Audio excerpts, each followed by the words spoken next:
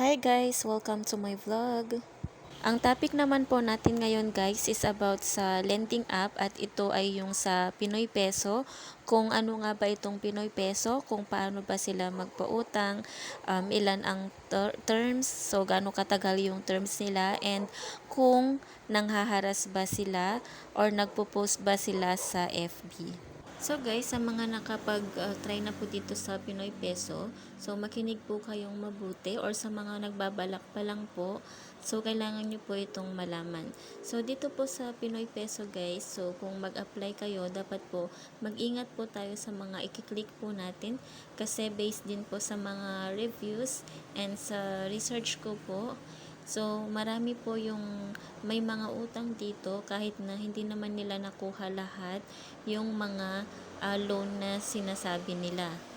So, kaya po ng nasa screen guys, kung makikita nyo, meron dyan VIP Pro. So, 10,500 po yan. Pag clinic mo po yan ng apply, kung hindi mo siya titingnan mabuti, marami po yan. So, may 3,500, 3,500, and then 7K. Ganun po. So, or 7K and then 3,500. So, kailangan mo talaga siyang i-check na mabuti kung ano yung mga nakalagay dyan na loan, kasi magugulat ka na lang na ang dami mo ng loan na VIP, kasi kahit isang click mo lang, marami na po pala yung nasa loob niyan. Kaya mag-ingat pong mabuti. And bago po tayo mag-proceed guys, kung nangaharas ba itong si Pinoy Peso, gusto ko po lamang ipakita sa inyo para sa mga baguhan or nagbabalak pa lang na mag-loan dito sa Pinoy Peso. So, kung titignan nyo yung nasa screen, yan po yung sa 3,500. So, yung nakalagay dyan, yung management fee. So, ang dami po niyan, interest, account management fee, platform service fee, risk fee, credit fee. So, kung i-total mo po lahat yan, nasa 1,400 po lahat ng total niyan. So, yung 1,400 na yun, mababawas po sa sinasabi nilang 3,500 na loan mo.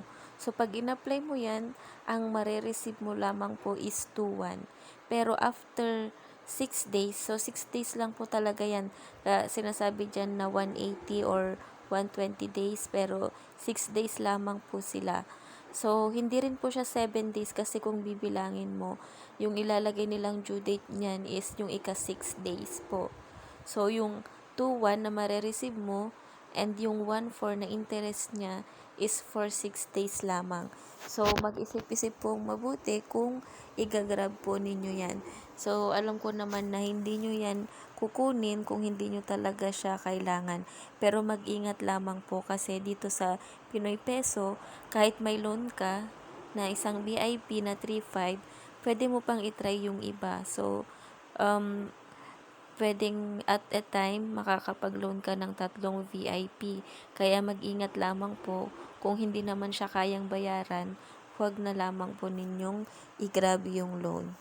And eto na nga po yung question ng karamihan, kung itong si Pinoy Peso ba ay nanghaharas, like nagte-text or kinokontak yung mga nasa contact list po natin, or yung mga binigay natin na contact references, and higit sa lahat, kung nagpo-post nga ba talaga sila sa FB, or kung mini-message ba nila yung mga friend list mo sa Messenger. And based po sa mga nakalap po nating mga information sa FB or sa mga iba pa na naglo-loan or nakapag-loan na po dito sa Pinoy Peso. So, grabe po. Grabe po yung pangaharas po nila. Kung napanood nyo po yung sa Patulfo po dati na nagpapadala ng mga bulaklak or ataol, ganun, may mini-message po silang ganun. So, hindi ko lang sure kung sila nagpapadala din, pero yung mga message po nila is like yung mga example is yung nasa screen. So, kung titignan nyo po dyan guys, so parang nananakot lang sila, pero yung iba talaga, depende po kasi sa agent yan. So, may mga ibang agent na grabe talaga, talagang isinasa puso niya yung trabaho niya. Wala siyang pakialam sa mga pinagchat-chat niya or sa taong nakautang sa company na pinagtatrabahuan niya. So, kung titignan nyo guys, talagang may stress yung makakabasa or ikaw mismo na nakahiram. So, marami pa po silang mga messages na pare-parehas lang. So, based sa mga nakautang dyan, so same sila ng mga message na nare-receive. So, ang ano pa pala nila guys, yung ugali nila is kung for example, ngayong araw yung due date mo. So, umaga pa lang, nagchat-chat na sila dyan. Meron silang cut-off daw na 11 p.m. I mean, 11 a.m. So, kung hindi mo mabayaran yun ng 11 a.m. Today na due date mo, as in tatadtarin ka ng mga masasakit na salita. So, talagang ikaw na nakahiram, matataranta ka rin naman talaga. So, sa case naman po ito, so ito po yung galing sa Facebook group. So, yung mga Pinoy Peso victim. So, doon din po ako nagtingin ng mga ibang information. So, lahat po ng mga nasa group na yun ay mga nakahiram or mga na-overdue na sa Pinoy Peso. And mag-ingat lang din po sa mga may nahiram na po dyan. So, wag po basta maniniwala rin sa mga ibang nagko-comment doon kasi minsan yung mga ibang member din po doon ay mga agent mismo ng Pinoy Peso. So, nangbibiktim din sila doon or nananakot din po sila. Kaya huwag din po masyadong magtiwala sa lahat ng mga nababasa. So, ito po, sabi niya dito, nag-loan siya ng 7K and nadagdagan po ng puro 3.5 daw sa account niya.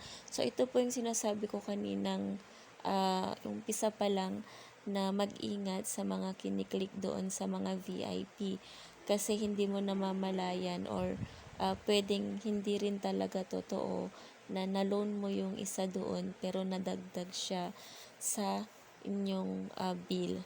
So, yun. So, eto na nga at binabantaan daw siya na i-message yung family and friends niya both sa social media. So, nahanap din po talaga nila yung account po natin kahit naka-private po siya. Kaya mag-ingat po talaga tayo. And then, based din po sa mga ibang nakausap ko na may due sa Pinoy Peso, is meron din isa na na-stress na talaga kasi isang araw lang daw siyang late ay bigla na lang daw ginawan siya ng GC at doon siya ipinahiya. So, nasabi lang sa kanya ng nung taong inad nila sa GC na which is syempre mga friend list niya yun. Kaya may concerned citizen naman na nagsabi sa kanya na may gumawa ng GC na sinasabi doon na itong taong to ay may utang na ganito, hindi pa siya nagbabayad. So, mga ganoon na information, talagang ipapahiya ka nila. So, yung iba naman talagang nananakot lang. Pero, yung iba po dyan talaga, yung ibang nakautang dyan is dahil sa pamamahiya or dahil sa stress na binigay sa kanila, talagang wala na silang balak na bayaran.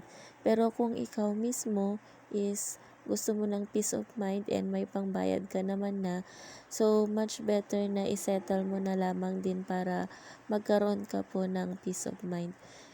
And then, yun na nga po, huwag po tayo basta-basta mag-loan sa mga online lending app kasi marami po talagang shark loan na nagkalat po ngayon sa Play Store. Kaya mag-ingat lamang po talaga. So, to sum up po lahat, so yes, nangaharas po talaga at sobra po yung pangaharas ng Pinoy Peso, kaya mag-ingat po tayo.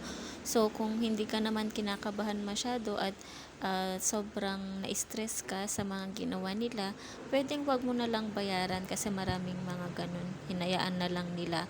Pero kung talagang meron ka ng pangbayad at gusto mo yung tahimik na buhay talaga, kung hindi mo kaya yung magpalit ng number or magpalit ng account, so, and kung ma-social media kang tao, and gusto mo malaya kang nagpo-post, so isettle mo na lamang po lahat. Kung wala ka namang pakialam, kasi depende rin kasi sa agent yan. sa mismong agent po kasi yung ano niyan. Kaya kung matsambahan mo yung agent na talagang super, kung bumwelta, so kawawa ka talaga. So mag-isip-isip na lamang po tayo bago po tayo mag-loan dito kay Pinoy Peso. So yun lamang po, and I hope na nasagot ko yung mga questions nyo. Kung may iba pa po kayong katanungan, mag-comment lamang po kayo at sasagutin po natin yan. Thank you for watching.